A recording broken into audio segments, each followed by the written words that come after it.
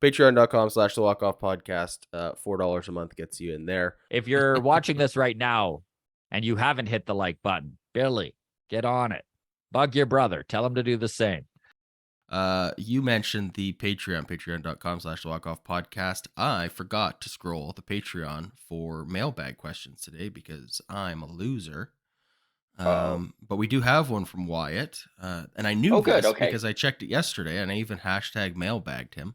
So Wyatt threw this one in, and I'm just going to read it now so I don't forget it by the end of the episode. So Wyatt says, hey, how quickly do you think those sports analysts change their tune about the World Baseball Classic if USA wins the whole thing? Because, and I quote, nobody cares about the World Baseball Classic. Would you say irony or poetry written by the baseball gods? So. I would say poetry written by the baseball gods. That's a fantastic comment. Honestly, dude, I was thinking that watching the game last night, Mexico, Japan, incredible baseball. Mm-hmm. Some of the best baseball I've seen since literally watching the Phillies lose the World Series to the Astros. Like it was meaningful. It was quality, the guys were dialed in, everyone was focused, back and forth. The crowd was absolutely just on fire. And I found myself thinking, like, these guys who came out and with these strong stances, these hot takes, these New York Met fans is basically what it was. Exactly. That this is so meaningless and nobody cares. I wonder if they are changing their tune, but that's not how hot takes work, right? You die with your hot take. You're just trying to get clicks and get people to interact. No, in my experience, a hot take is followed by an immediate 180 and a hope that no one remembers your hot take from yesterday. Yes. You go, I've been on board since day one. I've deleted that tweet, and nothing on the internet is forever. Yes. Just kidding, kids. Everything on the internet is forever. There's no such thing as a delete button. People will find your old hot takes exposed. So my headshot from 14 years ago proves that. Try and get rid of that thing. Every show I go to, I'm like, I didn't even send this to you. How did you find this? All right. So there's a challenge for the walk-off community. Go dig up Scott's 14-year-old headshot and please send it to me for next mailbag. Do my homework for me so I don't have to find it. There you go. Okay. So thanks for that one, Wyatt, and thanks for the support on Patreon. Reminder, a week from today, March 28th, we've got a double billing of Trivia Night. So we got Moneyball to make up for last month, followed by Basketball.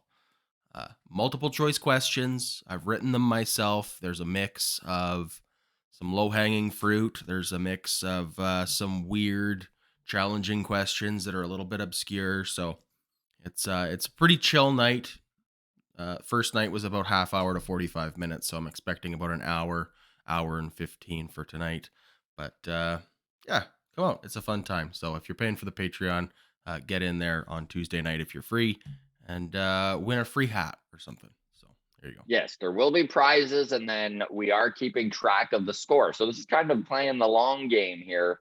We're giving some significant stuff away at the end of the season. Yeah. But you gotta win those trivia nights to get it. I'll also remind everybody, don't forget to hit the submit button. It's not enough to make your selection and then wait for the timer to run out. You do need to hit the submit button or you're going to get a 0 on those first. We learned that the hard way. This seems like a problem that has happened in the past. Yes. Okay. Not for Ian. Ian ran away with the score because he was hitting submit on. He was hitting submit. Right. That's like when you see the sign on the fridge door that says "Please close fridge door." You know that sign didn't exist. Yeah. Exactly. Until it was a problem. Until people were like, "The food keeps going bad because people are leaving the fridge door open." Well, it's funny because we did it on Zoom, right? Like everyone's got their webcams off except for me, but we're having a conversation while we're doing it, right? And Coach Keith was having a hard time because his score was like still 0 and Ian's running away with it. And then, Ian pointed out that like, just so you know, like there is a submit button, I guess on the phone or whatever device you're on. It might be like off screen too low. So Ian did point out that there was a submit button. And then Coach Keith goes, "Oh, that's what it's been this whole time." So we got about like 6 questions in, and then I think Ian said something like, "Yeah, I noticed that earlier, but I didn't speak up." So he let himself get a 6-question lead before he pointed out the submit button. He let himself get a nice lead and then was like, "Hey, I Hey, love by the that." way, Coach Keith too, like Coach Keith, really big supporter of the yeah, of walk-off course. community. We appreciate Coach, and he was actually down in Springs training in Dunedin, catching some games. But he reminds me of myself quite a bit when it comes to technology. Like he just like gets frustrated and he's like, "This is such shit." Like I got a Amazing. couple messages from him when he was trying to join Patreon and he was like, "I don't get it," right? Like Interesting. That's awesome. Now that you've pointed out, I could see the similarities too, having to deal with both of you. All right, I'm just kidding. Okay, let's get back to mailbag here. Next one comes in from Instagram. So Josh says, "Please relay this to Mark Shapiro. Last night at the World Baseball Classic, the most electric player in baseball, Randy Arozarena, made the most electric play in baseball, robbing a home run in the most casual way, and it was insanity. Please, Mr. Shapiro, explain how 10 to 14 foot walls are entertaining. Also, I did my homework, fellas. It was a 7-foot wall out there in Miami last night." it was an amazing catch.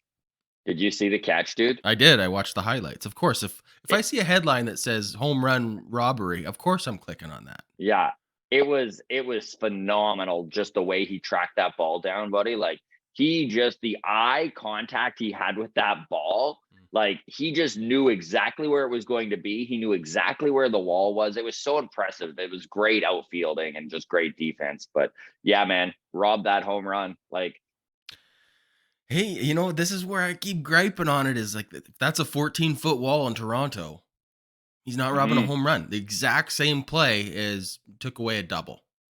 mhm, And it's just doesn't carry the same weight. So, all right. 7-foot walls, bring them back to Toronto. Bring them to Toronto. mhm. But yeah, these 10 to 14-foot walls drive me nuts. Okay. Next comment. I got a message the other day. This was actually yesterday about the Mexico-Japan semifinal game. I got money on Mexico. If they win, I win. If they score 3 runs, I win big. If it goes to extra innings, I win huge. And if more than 10.5 runs are scored, I win big. So, did you win big, Scott? These messages are from you. These are from me. So, buddy, I gotta tell you, man, I was like in the bottom of the ninth there. There was so much opportunity for me to win like a ridiculous amount of money. So this is what I did. Okay. I put I put $50 on Mexico to win. They were 3-1 odds. So if I win, that's $150. Then I put $50 on 10.5 runs or more. And that was times 3. So I win $150 if that wins. Then I put $50 on it going to extra innings. Now, if it went to extra innings, that $50 was $500. Then in the 5th inning, I put $50 down on Japan winning because it was now 4-1 odds. So You and your in live betting, hedging your bets all over the place. I love this. Yeah. So in the bottom of the ninth, dude, when it was 5-4 for Mexico and Shohei Ohtani's on second base, all I could think is I'm like, oh my God, it's 5-4. If Shohei can score and then they stop Japan from scoring again and it goes to extra innings, I win right across the board. It Now doesn't you've hit even matter the how over the on the game. 10.5 and the extra innings, and you've Yeah. got a payout for either side winning. Wow, eh? I still wound up being up about $200 after all said and done with Japan winning and then the 10.5 runs being Nice. broken. But yeah. And honestly, dude, I don't know what made me bet. Like I haven't bet in so long, but I was just like, I'm doing it. I'm going for it. And you just explained a gambling addiction. Hmm. Okay. Don't bet unless you have the money to lose, because you probably will. That's our disclaimer, right? But sometimes you win and it's fun. Yes, that's right. Sometimes you win. I was hedging all over the place, making sure that I at least came up a little. Here you go. Of course, a tip of the hat to all of you supporting us on Patreon. We really do appreciate it. I am going to be in Halifax performing at the Yuck Yucks this weekend. Tickets, the link is in the show notes. Hopefully we see you out. Cheers.